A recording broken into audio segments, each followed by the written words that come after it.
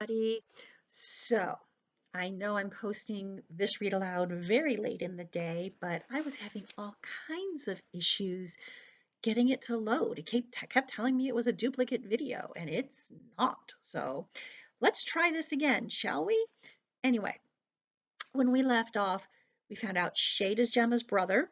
We found out Gemma desperately wants to go live with him. That was her plan all along, and he wants nothing to do with that, which is very upsetting to her. And when we left off, um, they were Ty, Gemma, and Shade were down in the saloon, and Gemma stiffened, but before she could argue further, a crack echoed throughout the saloon, and a blinding spotlight caught us in its beam. "Freeze!" commanded a voice from above as boots clanged on the ladder. Whirling, Shade raced for the window, while another spotlight snapped on and followed him. Positioned on the first catwalk, the beam was so bright it was impossible to tell who held it. "Look at him!" someone shouted as Shade's skin turned translucent green. Though he blended in with the window behind him, the spotlight brought out his contours and kept him from disappearing entirely. The second light found him illuminated, his lower half encased in dark pants.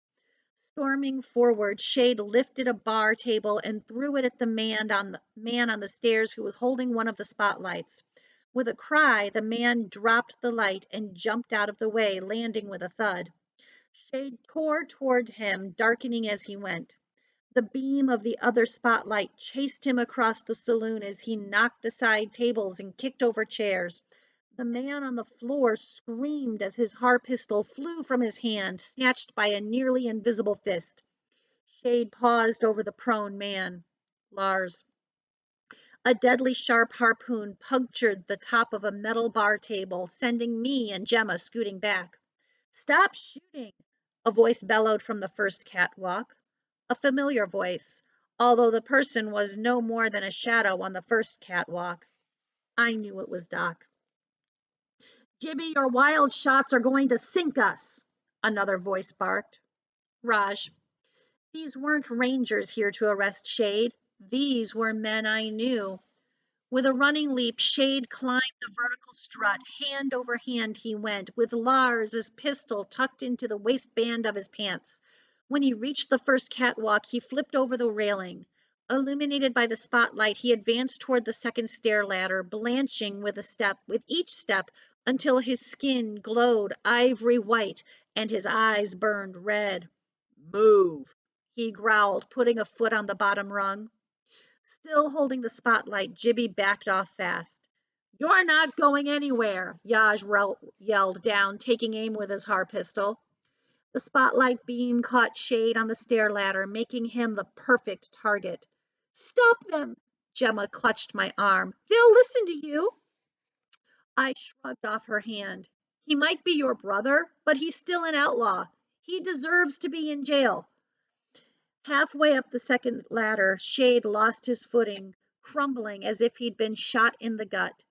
Doc stepped into the light, holding an air gun used to administer vaccines, but now it was probably loaded with some sort of tranquilizer. Feet scrambling for the rungs, Shade clung to the ladder with one hand and reached for the pistol in his waistband with the other, only to twist as if he'd been punched in the shoulder by an invisible fist. His grip loosened, finger by finger, and he fell onto the lower catwalk, making the entire structure swing dangerously. Gemma sprinted across the saloon until she was underneath the spot where Shade was lying. Her face was tear-streaked, and she was breathing hard, but she said nothing as she stared up at him. "Geez, you were right, Doc," Lars said, amazed. He got to his feet near Gemma. "How did you know she would lead us to Shade?" Disgust rose like bile in my throat. Doc had known all along that Shade was Richard Strayed, and he'd let Gemma think her brother was dead, even though he knew we'd seen Shade alive in the saloon hours earlier. That was mean. Poor Gemma. As Shade rolled to his side, his skin danced with light as if his nervous system had gone haywire. "He's doing it again," Raj said, banging down the stairs. Doc closed in on Shade, who struggled to get to his knees. How can he do that? Gibby's voice jumped up an octave. I told you, Doc said, aiming the air gun at Shade's chest. He's not normal. I cringed. Sitting back, Shade pulled a thick needle out of his shoulder. Surprised to see you back in the ocean, Doc, seeing as last time didn't go so well. Destroyed your reputation, right? Doc shot another needle into him. Like a silver shard, it glinted between Shade's ribs, but he only smirked. Still sore about your hands? At least I didn't cut 'em off. I felt sick, knowing that Shade was the one who had slashed Doc's palms open. Raj kicked the outlaw onto his stomach. The needle flew from Shade's grip, rolled across the catwalk, and fell through a crack. Gemma jumped aside as it pinged onto the saloon floor. Pushing past me, Lars hustled up the stairs while Raj tied Shade's hands behind his back and took the pistol from him. Both wore the same expression that Grimes had, a twisted look of fear and hatred. Shade's dark gift made him a monster, and I couldn't help but wonder if one day they would look at me that way.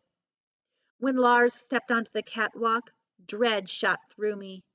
I looked at Gemma, but with her focus on Shade, she hadn't noticed the rope looped over Lars's shoulder, or that it ended in a noose. A noose is that rope they used with that knot, with the loop that they used to hang people with. They plan on hanging Shade? Doesn't he at least get a trial or something?